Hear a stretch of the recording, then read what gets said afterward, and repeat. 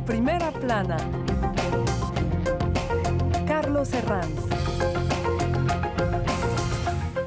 Bienvenidos en Primera Plana, un programa de Radio France Internacional y de France 24. Esta semana ponemos el foco en Ecuador, que elige presidente este domingo en unas elecciones marcadas sin duda por la pandemia. Para ello me acompañan en este estudio Emmanuel Sinardet, responsable del Centro de Estudios Ecuatorianos de la Universidad París-Nanterre. Bienvenida, Manuel. Buenos días, gracias por la invitación. Rafael Morán, periodista, compañero de RFI, que estuvo allí sobre terreno cubriendo la primera vuelta de estas elecciones. Bienvenido, Rafael. Buenos días, Carlos. Y en duples, el historiador Alexis Medina, de la Universidad Franche-Comté, especializado en la historia de Ecuador. Señor Medina, buenos días. Buenos días, muchas gracias por la invitación. Ecuador decide muchas cosas, entre ellas si recupera el legado del expresidente Rafael Correa. Lo analizamos hoy en Primera Plana. Incertidumbre, pandemia y muchos indecisos configuran el escenario en el que los ecuatorianos van a decidir su futuro político. El izquierdista Andrés Araúz y el derechista Guillermo Lasso sostienen una pelea codo a codo y quien gane este domingo deberá enfrentarse a los estragos de la pandemia con una caída económica marcada en el país. Lo que pasa en Ecuador tendrá un eco probable en otros países de América Latina que enfrentan procesos electorales próximamente. Sin ir más lejos, este domingo está cargado de citas electorales en los países andinos, también con elecciones departamentales en Bolivia y Perú, que renueva ejecutivo y legislativo. ¿Cómo marcará la pandemia estos procesos y, sobre todo, cómo van a gestionar la situación económica de la pospandemia quienes salgan elegidos de ellos? Es una pregunta ampliable en varios casos. Repasemos, antes de ir con ello, algunas portadas que nos deja la prensa. El Universo se hace eco de cómo las restricciones han afectado a los candidatos que han tenido que renunciar a actos masivos en 8 provincias del país que concentran la mayor cantidad de electores. Mercurio se hacía eco hace unas semanas de cómo oficialmente el candidato indigenista Yacu Pérez quedaba fuera de esta segunda vuelta después de un recuento controvertido. La Hora. Los candidatos buscan transformar los likes en votos. Ambos candidatos, atención, Araúz y Lasso, tienen un 20%, según este diario, de seguidores falsos en sus redes sociales. Bueno, señora Sinardet, ¿qué se juega en Ecuador este domingo exactamente? Se juega un enfrentamiento entre correístas y anticorreístas, más que esa oposición tradicional entre derecha y la izquierda. Y de hecho el presidente elegido tendrá muchas dificultades para gobernar porque el Congreso Nacional en las elecciones de febrero no tiene mayoría clara. Luego vamos a volver sobre esa figura de Rafael Correa, que sin duda planea en la atmósfera de estas elecciones. Pero mi compañero Rafael Morán estuvo cubriendo para RFI la primera vuelta sobre terreno de estas elecciones. Rafael, ¿qué aspectos le llamaron la atención sobre la realidad de Ecuador en estos momentos de elecciones? Sí, hay 3 cosas, Carlos. Primero, por supuesto, las consecuencias de la pandemia de coronavirus en una ciudad como Guayaquil. Los traumas, las consecuencias de la pandemia son visibles, palpables. Cada quien tiene un familiar que falleció de COVID o ha tenido COVID. 2, la preocupación por la situación socioeconómica, la caída del ingreso, el desempleo, los recortes draconianos en la función pública han dejado muchas consecuencias. Y 3, lo mencionaba Emmanuel, la polarización en torno al legado de Rafael Correa, que ha dejado pues una fuerte huella en la sociedad ecuatoriana. Señor Medina, varias encuestas han colocado por delante a Araúz desde el final de la primera vuelta, vencedor de una accidentada primera vuelta, pero la tendencia se ha ido recortando en los últimos días. ¿De qué puede depender el triunfo de Lasso o de Araúz? Bueno, en realidad puede depender de varias cosas. Es cierto que el contexto general es favorable a Arauz. Es decir, con una pandemia que ha asolado al país, tiene más eco un discurso sobre un Estado protector, capaz de ofrecer salud, capaz de vacunar, capaz de proteger a la población del golpe económico que representa la pandemia. Y en ese caso, en ese contexto, el proyecto neoliberal de Guillermo Lasso le cuesta más imponerse.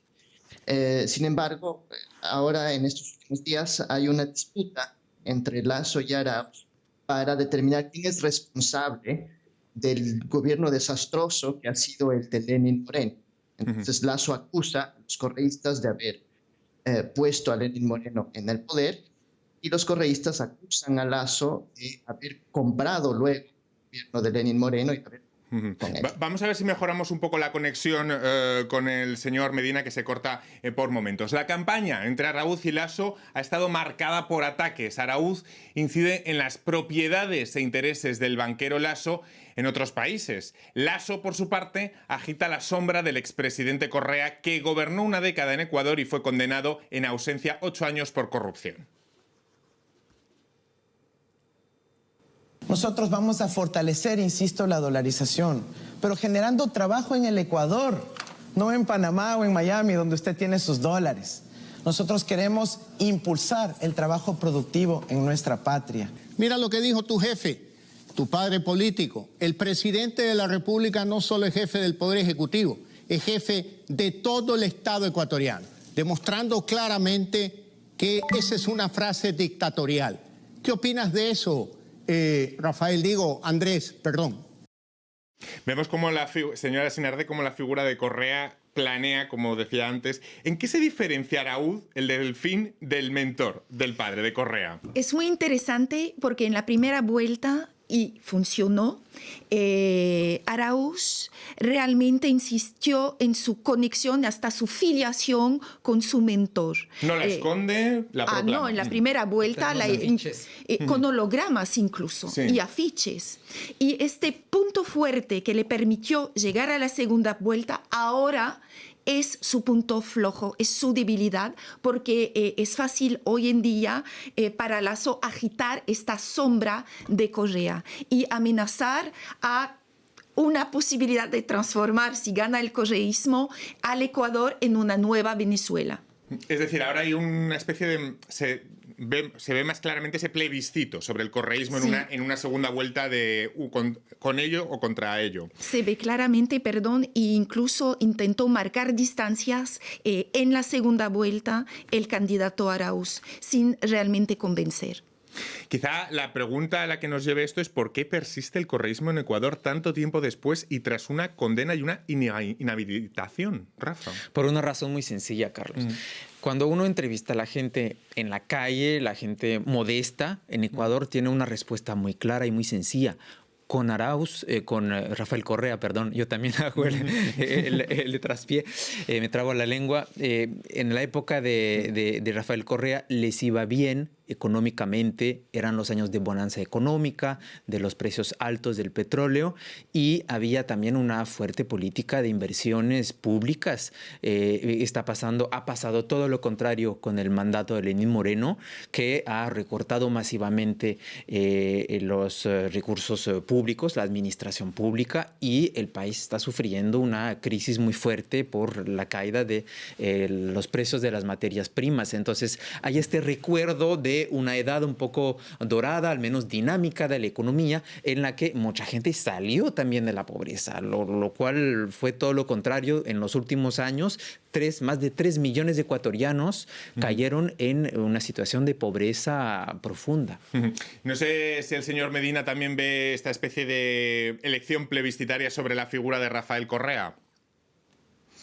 Sí, la verdad es que en un principio parecía que con la primera vuelta había una voluntad del electorado de superar el clivaje correísmo y anticorreísmo, que es lo que explica el buen resultado de otras candidaturas que quedaron en tercer y en cuarto lugar. Pero la configuración de la segunda vuelta reactiva esta dicotomía correísmo-anticorreísmo. El líder indígena Yacu Pérez denunció fraude al quedar marginado del balotaje por unas décimas. Claro, ahora nos preguntamos, ese porcentaje, ese 20%, ¿a dónde irá? Manuel, la posición ¿qué puede definir? Difícilmente la posición de la CONAIE y de Pachacutic es abogar por el voto nulo, que presentan incluso como un voto útil ideológico. Señalemos que Pachacutic es el brazo político del mayor movimiento indígena de Ecuador, que ahora mismo es segunda fuerza política, exacto, si no me equivoco, en el Parlamento, ¿no? Exacto. Y es más, se acaba de crear en el Parlamento un bloque entre Pachakutik y la izquierda democrática y llegan a ser la primera fuerza en el Parlamento. Entonces, este voto nulo hace difícil cualquier pronóstico. Pero sabemos que hay muchas fracturas y divisiones dentro de la CONAIE y, de hecho, Jaime Vargas, que fue hasta hace muy poco presidente de la CONAIE, dijo que votaría por Arauz cuando la ex candidata para vicepresidenta con Yacu Pérez en la primera vuelta dijo que ella votaría por Lasso. Entonces, hoy en día, en vísperas de las elecciones, resulta todavía muy difícil saber a ciencia cierta si van a respetar esa consigna de voto nulo o si van a decidirse por uno u otro de los candidatos. Es decir, finalmente, ese 20% de votos de Pérez y esa bolsa de indecisos hacen que al final haya un porcentaje de votos importantes que puedan decidir esta segunda vuelta y que no estén claros, ¿no? Sí, porque además uno de los temas centrales de la campaña de Yacu Pérez fue la protección del medio ambiente y este tema estaba prácticamente ausente de la campaña de Guillermo Lasso y no es el tema central del programa de Andrés Arauz, aunque sí tiene un discurso sobre la justicia ecológica. En la segunda vuelta, precisamente durante la campaña, Lasso lanzó mensajes hacia los electores de Yacu Pérez, diciendo que también él, reconociendo que no es el tema central de su campaña, la protección del medio ambiente, pero que él sí tiene un acercamiento con estos temas. Pero realmente todo está abierto y no queda claro para nada a quién van a ir estos votos masivos e inesperados de Yacu Pérez. Señor Medina, antes hablábamos con Rafael de algunos de esos retos: economía, desempleo, pobreza creciente arrastrada por la situación de pandemia. ¿Cuál de todos es el reto más acuciante que tendrá el próximo presidente de Ecuador? Bueno, el primero es el proceso de vacunación. Incluso desde un punto de vista económico, no se puede reabrir la economía si no está vacunada la población. Y el Ecuador está muy atrasado en el proceso de vacunación. Apenas ha vacunado un poco más de 300.000 personas que han recibido al menos una dosis. Y luego, sí, más generalmente está la crisis económica y en particular la situación del empleo.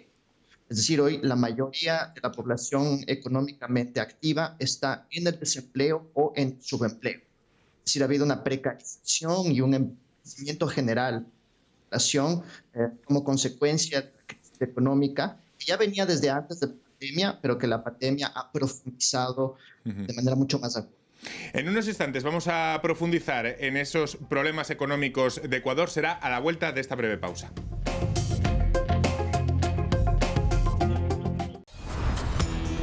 Sarajevo, Managua, Bali, ciudades que como tantas otras han sufrido la guerra, el hambre, la dictadura o catástrofes naturales. Fukushima, Grozny, La Habana. France 24 vuelve a las regiones que marcaron la actualidad internacional. Sus habitantes cuentan su nueva vida, sus esperanzas y su lucha para superar un pasado traumático. Boleto de vuelta, una serie inédita de reportajes en France 24 y france24.com. Sur France 24, la nuit, on est très fiers d'accompagner les Amériques dans leurs soirées, de voir l'Asie se réveiller, et on est là jusqu'à ce que Paris s'éveille. In Live from Paris, our correspondents around the world keep you up to date. من الطبيعي أن يكون شعارها الحرية وخاصة حرية التعبير في بلد حرية التعبير. Liberté, égalité, actualité. Continuamos en Primera Plana esta semana con el foco en las elecciones de Ecuador como ejemplo de lo que puede ir pasando en otros países de la región. Con Emmanuel Sinarder, responsable del Centro de Estudios Ecuatorianos de la Universidad París-Nanterre, mi compañero Rafael Morán, que estuvo cubriendo la primera vuelta de las elecciones allí sobre terreno, y en duples el historiador Alexis Medina de la Universidad Franche-Comté. Emmanuel, el FMI pronosticaba una caída para la economía ecuatoriana que llegaba al 11%. ¿En qué se puede...? Bueno, la gestión va a ser tremenda para el próximo presidente de Ecuador, pero quizá la pregunta sea ¿en qué se va a diferenciar o en qué se podría diferenciar la gestión de la crisis, de la salida de la crisis de la pospandemia, si la hace Arauz o si la hace Lasso? Ahí sí tenemos una neta diferencia entre una propuesta de izquierda y una propuesta de una derecha más bien tradicional y clásica. Lasso se presenta como un liberal y quiere fomentar el crecimiento y el empleo en base a inversiones extranjeras, liberalización de la economía, quiere favorecer el emprendimiento y esto recuerda una serie de orientaciones de tipo neoliberal. A la inversa, Arauz insiste en un protagonismo del Estado en la economía, con un fortalecimiento del sector público como actor y motor del desarrollo. En eso sí, está recordando ciertas orientaciones, las obras públicas, las infraestructuras, que han sido una faceta del éxito visible del correísmo. El aumento de la pobreza acrecentada por la crisis que va a dejar la pandemia es sin duda un reto fundamental. Rafael, usted que estuvo sobre terreno, ¿cómo viste esta situación? Porque la informalidad afecta a casi la mitad de los empleos.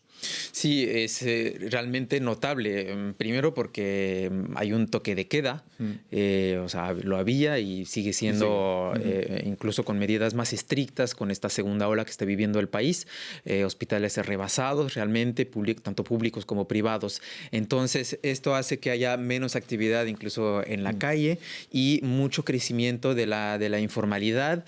La gente obviamente que ha perdido su empleo, gente del sector público, una reducción drástica del turismo.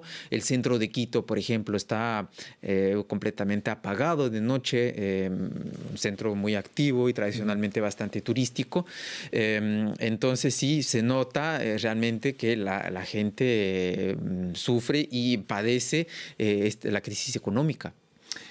Un tercio de la población está en el umbral de la pobreza y gana menos de $84 al mes. Señor Medina, cada campaña electoral activa la discusión clásica en Ecuador sobre los beneficios o problemas de la dolarización, de la economía dolarizada. ¿Es una garantía de estabilidad o es un lastre para el crecimiento? Bueno, en realidad cuando se adoptó la dolarización fue una decisión muy polémica. Pero hoy en día hay un consenso en torno a la dolarización. Ningún candidato puede darse el lujo hoy en día de anunciar que va a desdolarizar la economía, ¿no? Sería un suicidio político.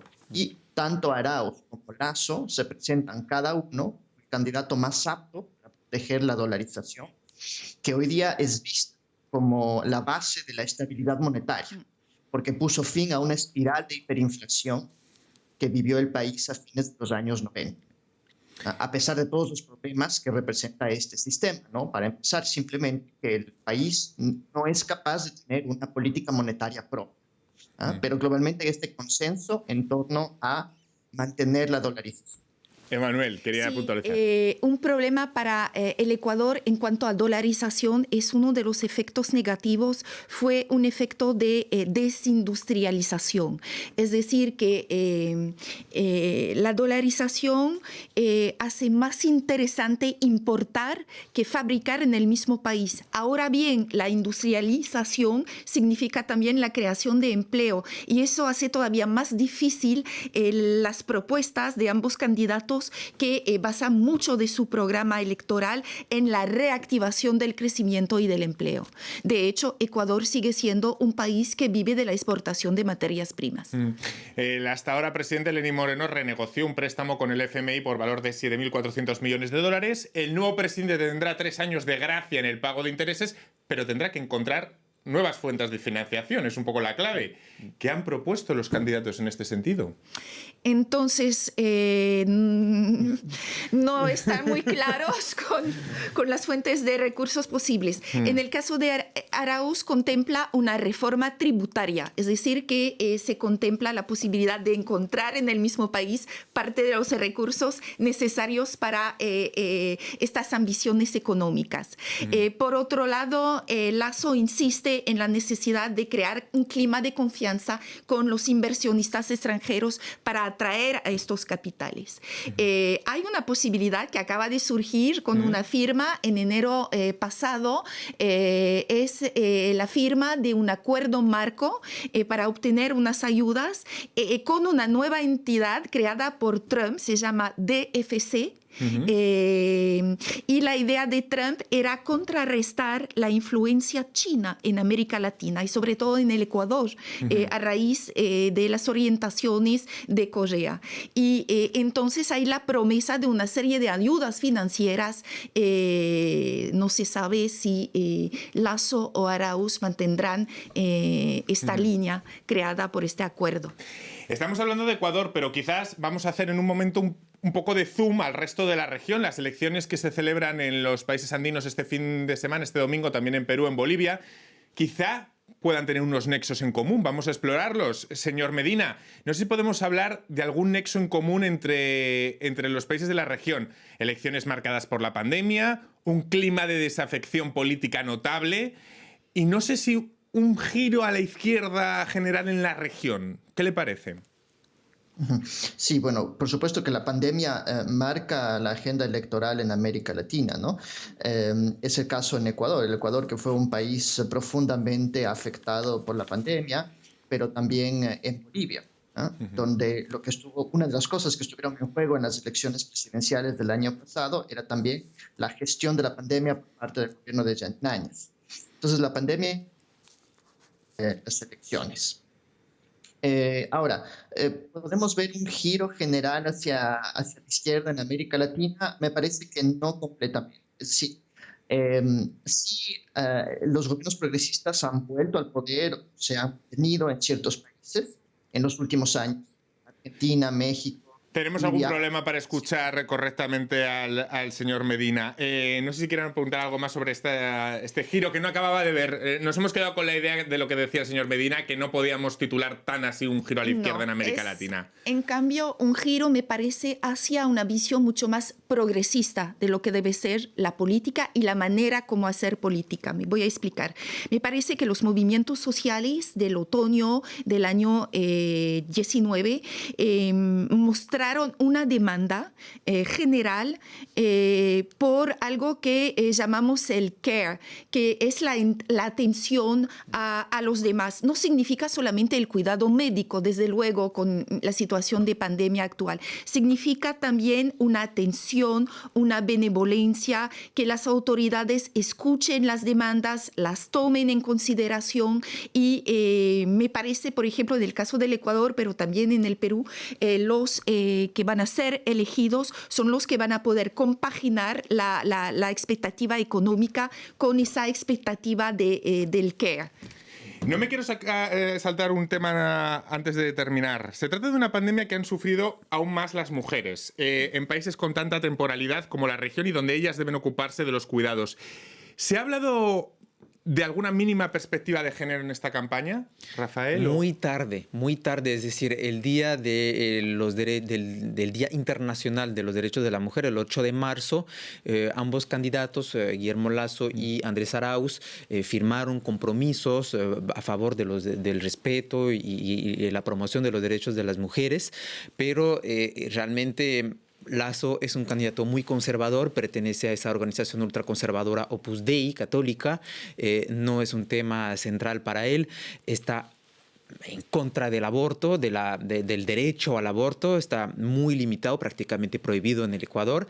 Y por su parte, Andrés Arauz ha evitado tocar el tema, dice que respalda la conquista de los derechos de las mujeres y que las respaldarán si llega al poder, pero tampoco ha propuesto poner sobre la mesa la legalización del aborto, que hay que recordarlo, es algo que recomiendan los organismos internacionales para poner fin, limitar, frenar, evitar los embarazos adolescentes, las muertes prematuras de mujeres embarazadas. La situación de las mujeres en Ecuador es de extrema vulneración de derechos. En el 2020, 172 adolescentes murieron en el momento del parto. Cada 13 minutos una mujer decide abortar y 3.000 niñas menores de 14 años son violadas y embarazadas cada año. Ante esta realidad, los candidatos, ¿Qué respuesta dan, Emmanuel?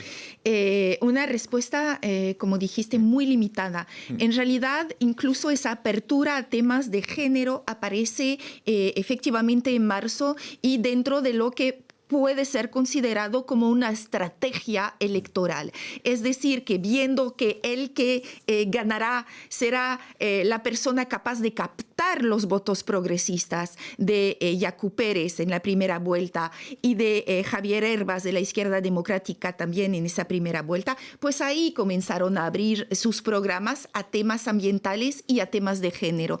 Pero, por ejemplo, no hay una visión clara. Se limitan mucho a declaraciones que dicen luchar contra las desigualdades estructurales. Entonces, por ejemplo, Lasso prometió la igualdad de salario, pero no toca el tema de los derechos vinculados con la sexualidad o la salud sexual. El candidato Arauz, por su parte, declaró que crearía una Secretaría de la Mujer para luchar contra las violencias domésticas, pero efectivamente se ampara a la Constitución para evitar tocar el tema de nuevo de la despenalización del aborto, que es una demanda expresada por numerosos movimientos feministas en el Ecuador, incluso moderados. Y de hecho fue una de las sorpresas de la primera vuelta, porque el candidato Yacu Pérez fue uno de los pocos que abiertamente propuso y puso sobre la mesa el debate sobre la despenalización del aborto. Los otros candidatos no hablaron de eso. Entonces, como bien lo dice Emmanuel, hubo una especie de intento de captación, de marketing político, en la segunda vuelta, de decir, a ver, vamos a hacerla un poco, a retomar esas propuestas de manera muy ambigua y no tan clara como Yacu Pérez, para captar sus votos. Me quedo sin tiempo. Ha sido muy interesante compartir este programa, esta edición sobre Ecuador con ustedes, Emmanuel Sinardet, mi compañero Rafael Morán, y en duples Alexis Medina desde la Universidad Franche-Comté. Y a todos ustedes, hasta la próxima semana aquí en Primera Plana. Gracias. Gracias.